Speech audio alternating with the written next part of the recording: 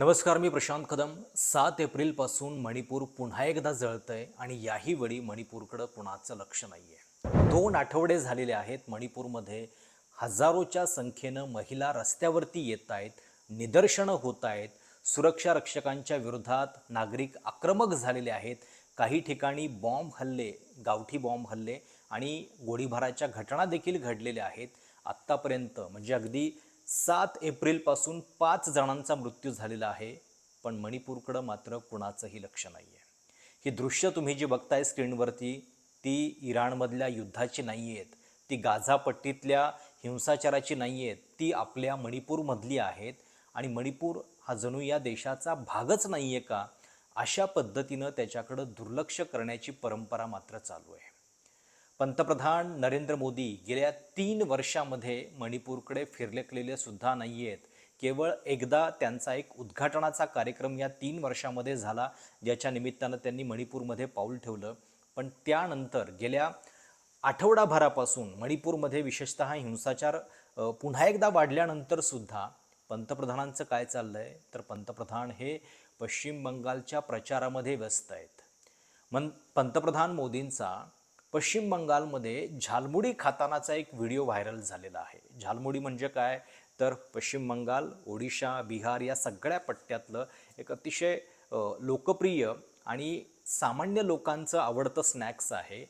ते खाण्यासाठी पंतप्रधान मोदी एका स्टॉलवरती पोहोचतात आणि त्याचा व्हिडिओ 3-3, 4-4 कॅमेरे लावून शूट होतो.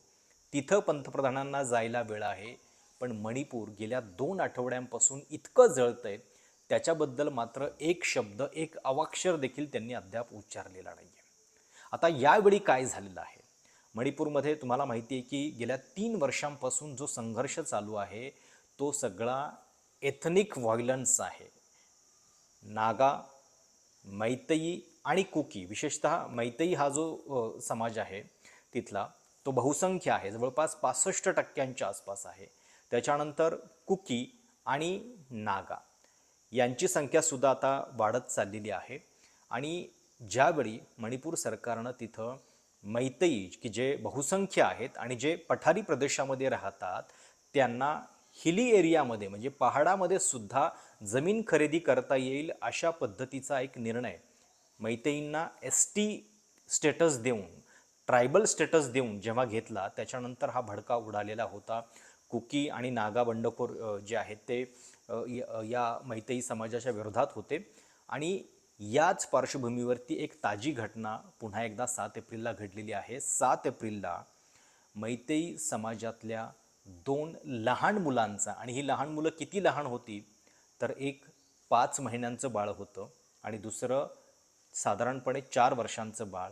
त्यांच्या घरामध्ये आईसोबत असताना त्या घरावरती एक गावठी बॉम्बचा हल्ला होतो. प्रोजेक्टाईलसारखं मिसाईल जे आहे ते फायर केलं जातं आणि त्याच्यामध्ये त्या घरामध्ये या 2 बालकांचा मृत्यू होतो. आईला अतिशय जखमी अवस्थेमध्ये हॉस्पिटलमध्ये दाखल करण्यात येतं. त्या बाळांचे वडील जे आहेत ते BSFचे जवान आहेत. आणि या 2 बालकांचा मृत्यू झाल्यानंतर पुन्हा एकदा मैतेई समाजातल्या महिला या आक्रमक झालेल्या आहेत आणि त्यांनी निदर्शनं करायला सुरुवात केलेली आहेत. ही निदर्शनं इम्फाळच्या रस्त्यावरती तुम्हाला दिसत आहेत. कॅन्डल मार्च निघत आहेत. आणि ज्यावेळी ही घटना घडली 7 एप्रिलला, ही 2 बालकं दगावली. अद्यापही त्यांच्यावरती अंत्यसंस्कार करायला त्यांच्या कुटुंबियांनी नकार दिलेला आहे, कारण जोपर्यंत न्याय मिळत नाही, कारण 2 आठवडे झाल्यानंतर सुद्धा या प्रकरणामध्ये अजून एकही अटक जी आहे ती करण्यात आलेली नाही आहे. मणिपूरमधल्या बिष्णुपूर जवळच्या ट्रॉंगलायबिन गावामध्ये ही घटना झालेली आहे, जे मैतेई बहुल परिसर समजला जातो. आणि तिथून नंतर या सगळ्या घटनेची रिॲक्शन जी आहे ती मणिपूरमधल्या वेगवेगळ्या ठिकाणी सुद्धा येते. त्याच्यानंतर मैतेई समाजानं या सगळ्या घटनेच्या पाठीमागं नागा बंडखोर असल्याचा संशय व्यक्त करत निदर्शनं करायला सुरुवात केली. त्याच्यानंतर जी निदर्शनं होत होती त्याच्यामध्ये सिव्हिलियन्स वरती सुद्धा गोळीबार झाला. सुरक्षा रक्षकांच्या विरोधात रोष व्यक्त करण्यात येत होता, कारण 2 आठवड्यानंतर सुद्धा कुठलीही कारवाई होत नव्हती. हायवे ब्लॉक करून ठेवलेला आहे 12 दिवसांपासून मणिपूरमध्ये.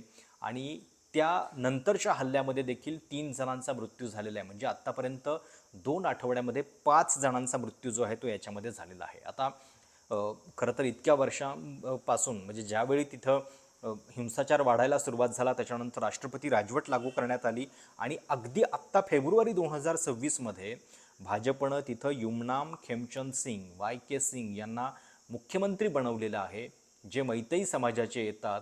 उपमुख्यमंत्री हे कुकी समाजाचे आहेत.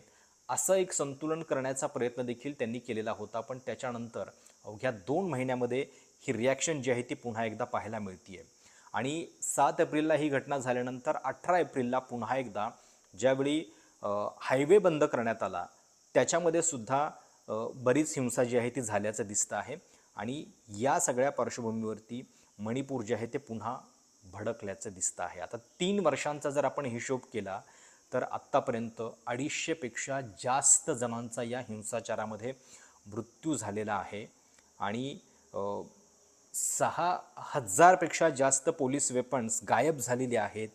आणि 13 फेब्रुवारी 2023 तेव्हापासून ही घटना घडते आहे की ज्यावेळी हा निर्णय जो आहे तो कोर्टानं दिलेला होता, हायकोर्टानं. तेव्हापासून या सगळ्याची रिॲक्शन येते. पण या सगळ्यामध्ये आपलं लक्ष सरकारचं मात्र मणिपूरकडे का नाही आहे? त्याची अकाउंटेबिलिटी का कोणी पंतप्रधानांना विचारत नाही आहे? पंतप्रधान हे प्रचारामध्ये व्यस्त आहेत आणि झालमुडी जेव्हा ते खात आहेत, त्याचा व्हिडिओ करतायत व्यवस्थित.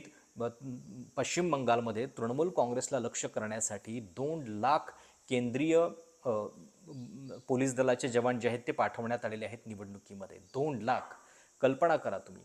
आयपॅक की जे तृणमूल काँग्रेसच्या या संपूर्ण निवडणूक अभियानामध्ये त्यांना मदत करते, त्यांच्या विरोधात छापे चालू आहेत. तृणमूल काँग्रेसला प्रत्येक पद्धतीनं कसं हॅरॅसमेंट करता येईल याच्याबद्दलची एकही संधी जी आहे ती भाजप सोडताना दिसत नाही आहे.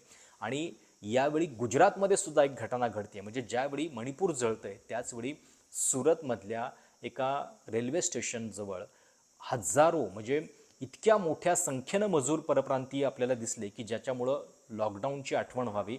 आणि हे सगळे मजूर का निघालेले आहेत? कारण तिथं LPGचा तुटवडा जाणवतो आहे, ज्याच्यामुळं काही रेस्टॉरंट्स, हॉटेल्स हे बंद आहेत.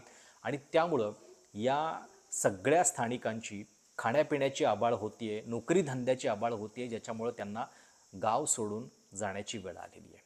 हे सगळं आपल्या पंतप्रधानांच्या गृहराज्यामध्ये घडतं आहे, तिथं त्यांचं लक्ष नाही आहे. आणि मणिपूरमध्ये सुद्धा इतक्या मोठ्या घटना घडूनसुद्धा पुन्हा एकदा मणिपूरकडं कोणाचं लक्ष नाही आहे. एरवी नॉर्थ ईस्ट हा आपल्या जिव्हाळ्याचा विषय आहे असं भाजप खूप सांगत असतं, राष्ट्रीय एकात्मतेच्या गोष्टी करत असतं. पण आत्ता मणिपूरमधलं रिपोर्टिंग आपल्या नॅशनल मीडियामध्ये सुद्धा फारसं होताना दिसत नाही आहे.